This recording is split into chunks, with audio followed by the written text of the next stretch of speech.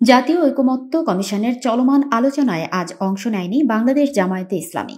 রাজনৈতিক দলগুলোর সঙ্গে দ্বিতীয় পর্যায়ের এই আলোচনায় উপস্থিত ছিল বিএনপি ও অন্যান্য বিরোধী দলগুলো। আজ মঙ্গলবার রাজধানীর ফরেন সার্ভিস একাডেমির দোয়েল হলে বৈঠকটি অনুষ্ঠিত হয়।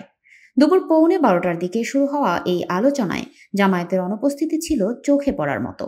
দলটির নায়েবে আমির সৈয়দ আবদুল্লাহ মোহাম্মদ তাহির গণমাধ্যমকে নিশ্চিত করেছেন, বিএনপির ভারপ্রাপ্ত চেয়ারম্যান তারেক রহমানের সঙ্গে লন্ডনে বৈঠকের পর যেভাবে একটি যৌথ বিবৃতি দেওয়া হয়, সেখানে জামায়াতকে উপেক্ষা করা হয়েছে বলে তাদের মনে হয়েছে। এই উপেক্ষার প্রতিবাদেই তারা আজকের বৈঠক থেকে সরে দাঁড়ায়।